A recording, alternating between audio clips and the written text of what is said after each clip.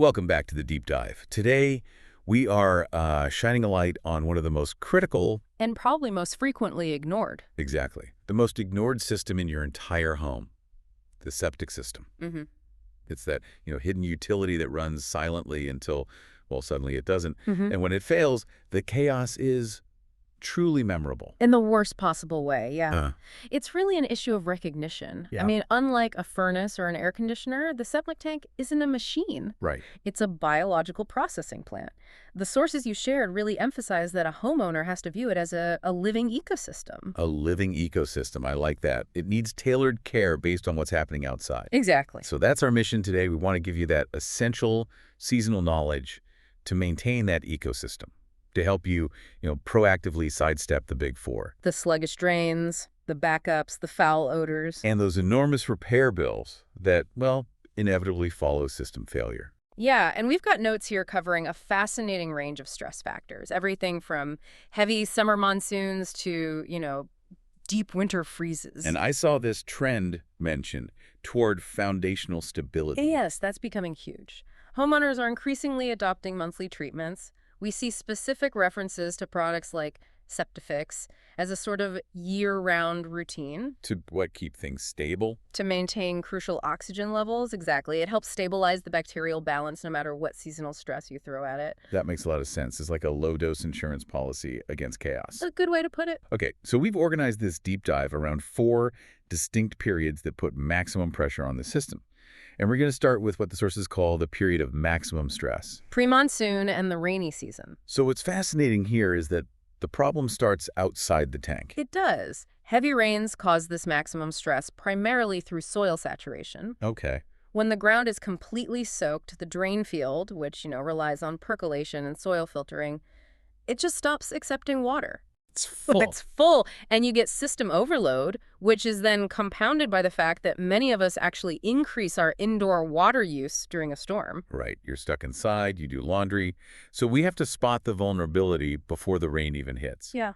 What does a homeowner need to do on that pre-rain inspection walk? You're looking for warning signs that the drain field is already struggling. Like what specifically? You walk the area and check for unnaturally soft, spongy, or soggy ground, especially if it smells even faintly of sewage. Okay. Also, look for these thick, unusually lush patches of grass right over your drain lines. Why lush grass? It's a sign that wastewater is surfacing, basically feeding the grass. It's wicking away excess moisture. If you see those signs before a rainstorm, your drain field is highly prone to failure under that saturation. And if you're heading into a period of heavy rain, the tank itself, that becomes a critical point of failure. Absolutely. If it's been anywhere from, say, 3 to 5 years since your last professional pump, you should really schedule one immediately. No, wait.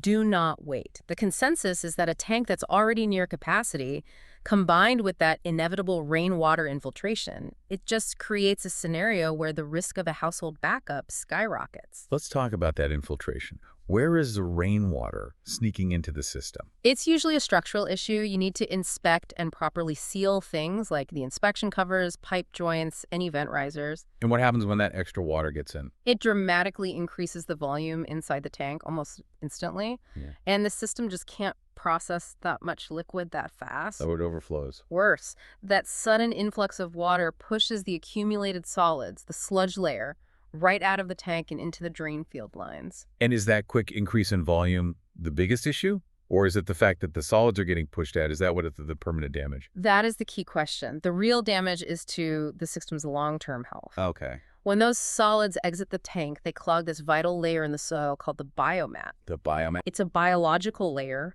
and it's responsible for filtering and treating the effluent before it gets back to the groundwater.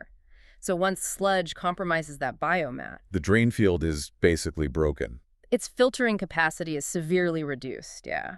And that leads to premature failure, which means extremely costly repairs. So during saturation, we need to manage water from the sky, but also drastically manage the water leaving the house. Yeah. What's the practical advice for, say, a multi-day storm? The sources recommend implementing light water days. Light water day? You just have to spread out the water-heavy tasks, delay running the washing machine, use low-flow options, shorten your showers. You're giving the system some breathing room. Critical breathing room, time for that saturated drain field to catch up, or at least for the water level in the tank to slowly normalize. And this high stress period, the monsoon, it's specifically cited as a time when systems become oxygen depleted, I do. which leads to those signature foul odors. Yes. When the water level is high and processing slows down, the healthy, oxygen-loving, the aerobic bacteria, they struggle.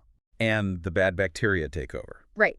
It promotes the growth of the sluggish, odor-producing or anaerobic bacteria. And this is why we see homeowners bringing in specialized support. With those treatments. Exactly. Users report that treatments that release oxygen, like SEPTIFIX, help stabilize the system during this high-stress period. It stimulates healthier bacterial activity and just mitigates the effects of all that saturation and overloading. That's a great transition. We're moving from the stress of too much water to the complete opposite stressor. Yeah. The bitter, paralyzing cold of winter. Yeah. Shifting focus entirely to cold climates, the risk here is structural freezing. Which sound bad. It can halt the biological process completely. You're looking at frozen pipes, a frozen surface crust inside the tank, or even a partially frozen drain field. And that means no flow out of the system. This idea of freezing is a bit counterintuitive. You'd assume the massive volume of water in the tank would be safe. So what are the best insulation strategies? The best defense is actually natural. You should allow the grass to grow a little bit taller over the septic tank and drain field in the late fall. That extra layer of thatch and grass acts as excellent natural insulation. It traps air and heat from the ground. And what do you need to avoid? Crucially, you must avoid compacting the soil. So don't snowplow over the area, or worse, park vehicles over the drain field. Why is parking or plowing so bad in the winter? It's just physics. When you compact the soil, you squeeze out all those tiny pockets of air that were insulating the pipes. Ah, I see. And that effectively lowers the frost line, pushing that deep freeze closer to your board components. Parking a heavy vehicle over it is probably the fastest way to invite frost damage. And we noted that seeing slow drains is actually more dangerous in the winter. Why the heightened risk then? Well, slow drains are always a warning sign, but in the cold, they're a ticking time bomb. Okay. A partial blockage in the fall, maybe a small fat buildup, a minor clog, that's going to quickly turn into a solid system-halting block of ice once the temperature drops below freezing for a while. That small clog becomes a huge problem. An insurmountable one, yeah. And we can't forget about simple leaks inside the house. That is such a crucial pre-winter check.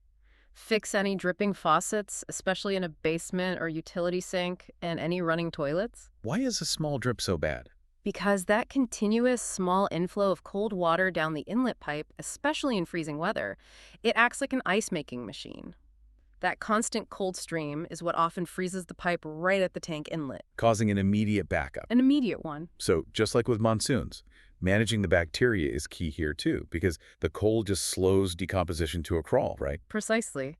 Cold weather is hostile to bacterial life, so homeowners will often treat the system right before winter hits just to maximize the active bacterial population for those sluggish months ahead. Makes sense. And since cold naturally slows everything down, using these stabilizing treatments is key to ensuring oxygen levels stay adequate, allowing the system to keep breaking down solids, even if it's just slowly throughout the winter. So once we successfully navigate the deep freeze, we get to spring. The official time to inspect, repair, and sort of reset the system. Spring is critical because of the freeze-thaw cycle. You need to be looking for physical, structural damage that might have occurred when the ground expanded and contracted. What are the specific kinds of structural damage we should be looking for in the spring? Look carefully for cracked lids on the tank access, and watch for something called frost heave. Frost heave. That's when the water in the soil freezes, expands, and actually lifts the soil surface, especially around the edges of the tank. This heave can create voids, it can shift piping, or cause, soil depressions directly over your drain lines. And any of that can mess with the flow. Absolutely. It can impact the whole integrity of the system. And if a homeowner had any of those winter warning signs, gurgling toilets, slow drains, weird smells indoors, that's the time to call a professional, right? Even if things seem fine now. Absolutely non-negotiable. That professional inspection in the spring is vital. They can check for hairline cracks in the tank walls or internal freezing damage that you just can't see from the surface. And after that structural check. Then you prepare the drain field for warmer temperatures, clear away any excessive debris, make sure you have healthy airflow. Oxygen exchange is what the whole system depends on. And if you're on one of those routine maintenance plans, spring is when you get back on schedule. Correct.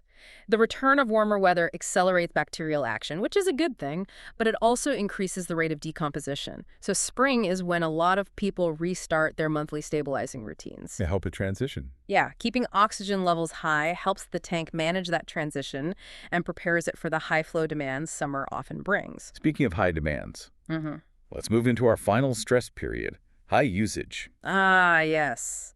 Summer crowds, major holidays, long-term guests. Anytime the system is asked to work way harder than usual. The core challenge is just volume and time.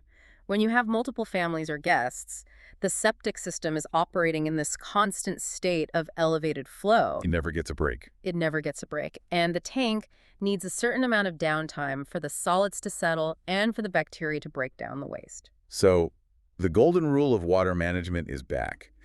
But let's be realistic. If I have a house full of holiday guests, I can't just tell them no laundry, no showers. What's the realistic compromise? Realism means scheduling and staggering. Okay.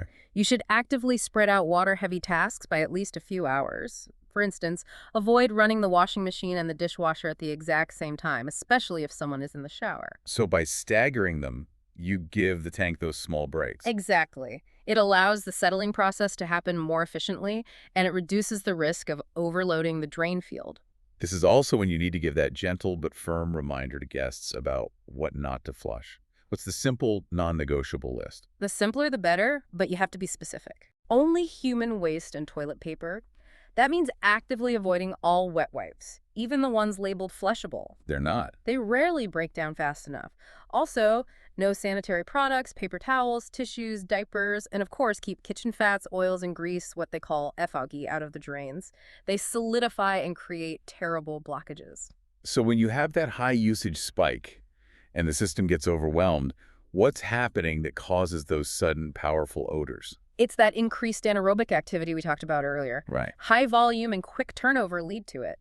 Anaerobic digestion produces byproducts, specifically hydrogen sulfide gas. The rotten egg smell. That's the one. That's the chemical that produces that distinct foul smell. And it's why homeowners often rely on stabilizing treatments during these usage spikes. Let's combat the smell. They release oxygen, which accelerates waste breakdown and, crucially, neutralizes those hydrogen sulfide gases within just a matter of days. It prevents that immediate odor buildup. Okay, so we've covered the 4 big seasonal stress points.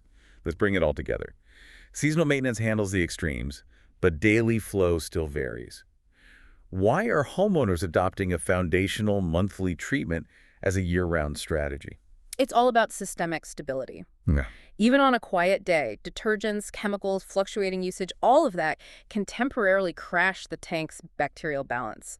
The sources point to 4 key reasons for using these continuous additives. Let's run through them, starting with the mechanical benefit. Number 1, instant oxygen release. This is critical.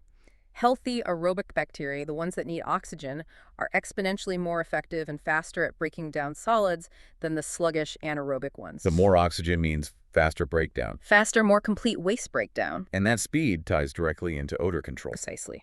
Reason 2, reducing foul odors. Odors are a definitive signal of an imbalance favoring that anaerobic activity.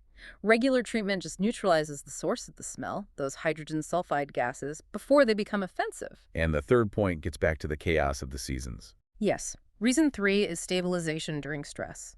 Whether the system is suddenly dealing with monsoon overload, the stagnation of winter, or the demands of holiday usage, treatments like SEPTIFIX help keep that foundational bacterial balance steady. So the whole ecosystem doesn't crash when it's stressed. Exactly. And finally, we should be clear. This is a support mechanism, not a replacement for a professional. Absolutely. Reason 4 is that they support rather than replace essential maintenance. Using an additive does not eliminate the need for routine professional pumping and inspections. It just optimizes it. It just ensures that the tank's biological capacity is optimized and stable in between those necessary services, which prolongs the life and efficiency of the entire system. And that brings us to the end of our deep dive. The central takeaway here is that prevention is truly at its most effective when you manage your system through this predictable lens of seasonal stress. The payoff is clear. Enhanced system longevity, fewer chaotic backups, no foul odors, and significantly lower long-term costs. Remember that the septic system is a living ecosystem. It performs a vital job that we rarely think about. But the more proactive attention you can give it during those periods of environmental stress, the saturation, the freezing, the massive usage spikes, the more stable and reliable the outcome is going to be for your home.